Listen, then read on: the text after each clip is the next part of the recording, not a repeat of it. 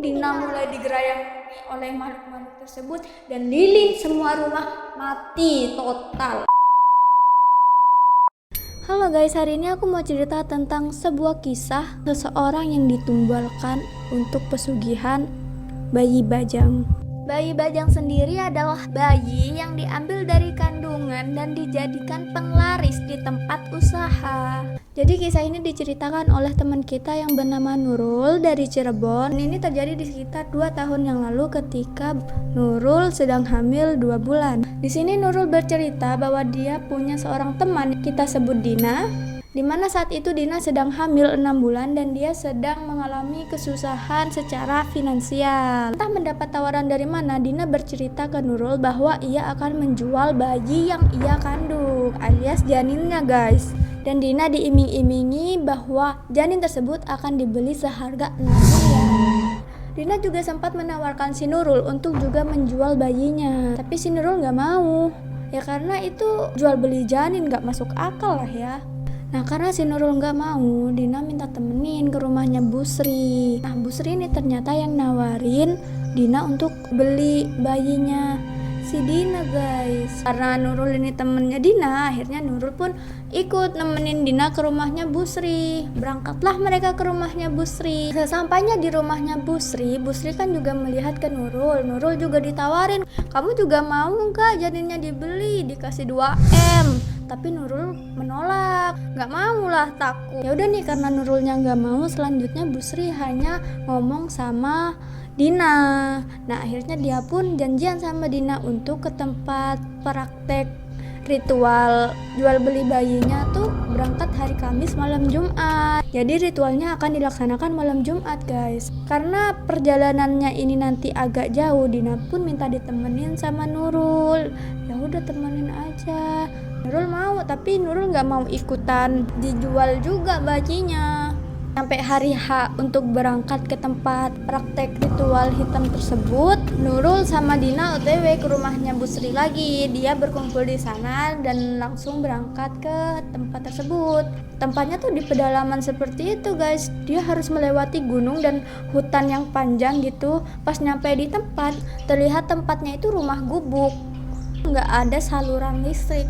Nah sesampainya di sana mereka kan disambut oleh si istrinya dukun. Nah, mereka disuruh masuk tuh. Memang benar pas di dalam tuh nggak ada lampu kayak gitu, cuma adanya beberapa lilin yang ada di meja-meja seperti itu kayak zaman dulu jatuhnya. Terus ada beberapa lampu zaman dulu tuh, lampu pertama apa ya namanya, kayak gini lah. Kebayangkan seremnya gimana prakteknya akan dilakukan nanti malam. Setelah si Mbah Dukun, kita sebut aja Mbah Dukun ini Aki Kuncen ya. Aki Kuncennya datang, dia langsung nyamperin si Dina dan mengelus perutnya si Dina. Pas dia meriksa perutnya si Dina, si Aki Kuncennya bilang, aduh ini susah, nggak cukup satu makhluk aja soalnya udah berbentuk bayi. Terus Aki Kuncennya lihat punyanya Nurul kan hamil 2 bulan gak kelihatan kan, tapi si Mbah Dukun bilang kalau si Nurul tuh bakal lebih gampang. Kenapa nggak Nurul aja gitu, soalnya Nurul masih janin, belum jadi bayi. Nurul bilang nggak mau, kalau dia kesini cuma mau nemenin si Dina. Nah setelah itu si Aki melakukan persiapan di rumahnya sehingga rumahnya tuh bau bunga-bunga dan kemenyan gitu. Sekitar malam jam 7-an, setelah semua persiapan ritual selesai, si Aki ini nyampirin si Dina. Terus dia nyuruh Dina buat buka baju. Buka bajunya bener-bener yang sampai tanpa sehelai benang pun. Terus si Aki ngasih Dina sesuatu untuk dimakan, mungkin itu sejenis kayu manis, dan Dina disuruh minum sebuah cairan berwarna merah yang kelihatannya sih itu darah. Si Nurul langsung tuh nyenggol-nyenggol Bu Sri, Bu kok gitu?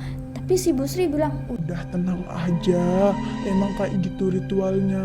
Soalnya Nurul khawatir ya temennya disuruh telanjang kayak gitu. Nah baru setelah Dina memakan yang dikasih Aki Kuncen itu, Aki Kuncen ngasih Dina sebuah kain berwarna merah. Mbah Dukun kembali memulai ritualnya lagi. Setelah Dina memakai kain merah tersebut, dibawalah Dina untuk keluar rumah. Di situ Nurul melihat ada 2 sumur yang bersebelahan. Setelah mendekat, Nurul mencium bahwa sumur yang pertama itu berbau seperti bangkai.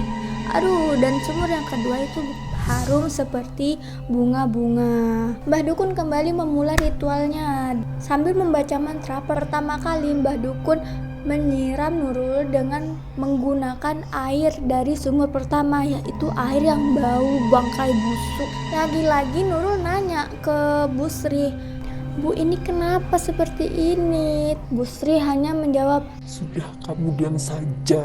Memang seperti ini rangkaian ritualnya, katanya. Kamu nggak usah banyak tanya. saat disiram itu baunya, ya ampun, itu bau bangkai disiram ke muka kalian. Apalagi si Nurul lagi hamil 2 bulan kan, itu baunya ya ampun menyengat banget sampai dia mau muntah. Tapi si Nurul tahan, takut dimarahin katanya.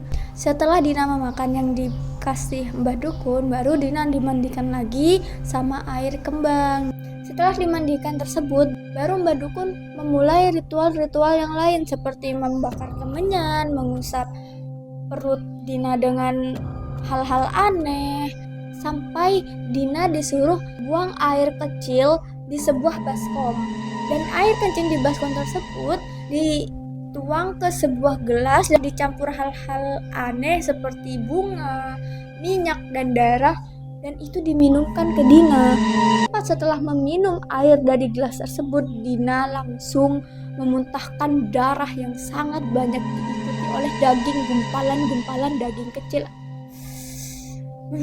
Dan setelah itu Dina jatuh lemas ke tanah. Nurul ingin membantu temannya bantu bopong gitu, tapi sama Bu Sri ditahan. Sudah, jangan. Sama Akinya juga. Jangan ikut campur. Mbah Dukunnya mulai bopong Dina ke kamar tempat ritual maksudnya. Nurul sama Bu Sri kembali duduk di tempat ruang tamu yang mereka tempati tadi itu.